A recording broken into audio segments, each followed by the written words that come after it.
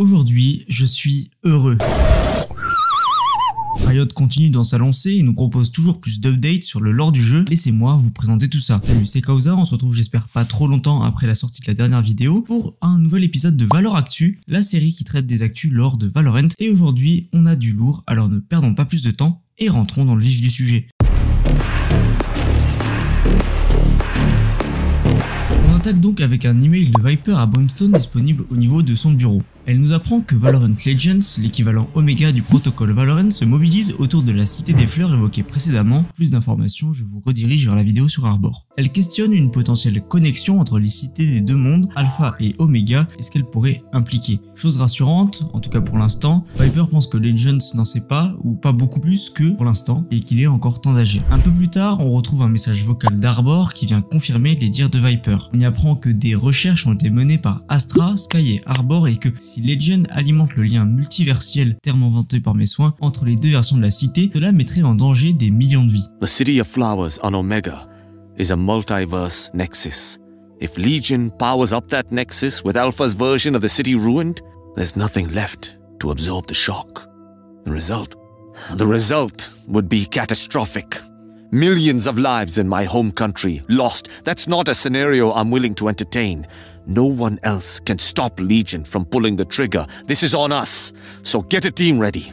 En parallèle de ça, dans le tableau d'affichage situé à côté du bureau de Cypher, la carte a été mise à jour avec des nouveaux points d'intérêt. Premièrement, la location initiale du bracelet d'Arbor ainsi que celle de la fameuse Cité des Fleurs, que je pense être la prochaine map du jeu et dont le nom de code serait Jam. Elle se situe en Centrafrique dans ce qui semble être le sud du Tchad.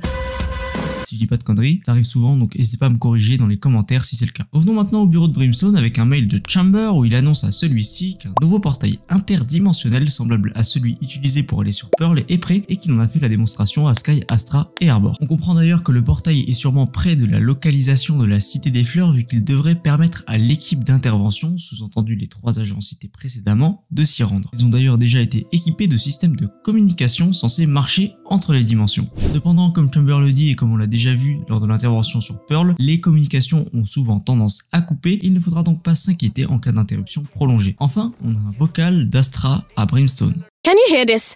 Hope so. Sending comms from the other side is not easy. We made it out of Portugal, but they're on us. Avec cet audio, on comprend que l'expédition d'Astra, Sky et Arbor a en fait déjà commencé et qu'ils sont sur la Terre Omega. Elle dit avoir fait quelque chose en dehors du protocole, j'imagine qu'elle parle de la téléportation, mais les soldats de la force Atlas, un groupe militaire associé à Valorant Legends, sont à leur trousse. These Atlas forces are all over the place. We split up.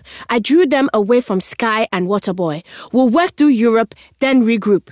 Le groupe d'intervention composé d'Astra, Arbor et Sky a donc été divisé et ils évoluent chacun de leur côté. Cependant, malgré qu'Atlas soit partout, Astra ne note aucune trace de Legends, en tout cas pour l'instant. Que de nouvelles informations intéressantes, je n'ai qu'une hâte que le prochain patch sorte pour pouvoir en savoir plus sur l'expédition des 3 agents. Maintenant, retournons sur l'Alpha Earth pour un vocal de Breach à Brimstone vraiment touchant. Brimstone, I got the news that my nephew's sentence was reduced. He's getting out next month. I wonder how that could have happened. Thanks for pulling strings. Avant de passer à la suite, je vous invite juste, si ce que vous voyez vous plaît, à vous abonner avec la cloche. On rush les 10 000 abonnés avant le 31 décembre. On apprend donc que, apparemment, un des neveux de Breach, au même titre que son oncle, aurait été en prison et que, via une recommandation ou quelque chose de ce style de la part de Brimstone, il aurait obtenu une réduction de peine. Malgré un intérêt minime du point de vue du lore, cette voiceline est plutôt intéressante et je l'aime beaucoup. Elle vient épaissir les relations au sein du protocole et j'aimerais beaucoup que cet échange soit le début d'une amélioration de la relation entre Brimstone et Breach qui est pour l'instant plutôt conflictuelle. Pour plus d'informations sur le passé de Breach bien sûr et sa relation avec le chef du protocole, je vous renvoie à ma vidéo sur le suédois, disponible en fiche et en description. Pour conclure cette vidéo, on va parler d'une voiceline de Sova adressée comme toujours à Brimstone. De ce que j'ai compris, et je n'ai pas vraiment l'impression d'avoir tout compris, Sova lors d'une séance d'entraînement a été blessé. In my zealousness, I may have set the danger room to slightly above the recommended safety limit.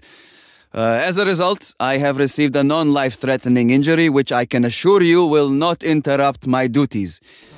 Il parle d'une dungeon room, probablement une salle d'entraînement, qu'il aurait réglée bien trop au-dessus des limites recommandées. Il dit à Brimstone être sincèrement désolé et avoir subi une blessure, certes ne mettant pas sa vie en danger, mais une blessure importante quand même. Il précise bien qu'elle ne devrait pas l'empêcher de travailler et qu'il est en route pour l'infirmerie et que, après avoir été soigné, il nettoiera le sang sur le sol et que tout reviendra en ordre. I'm on the way to medical as we speak.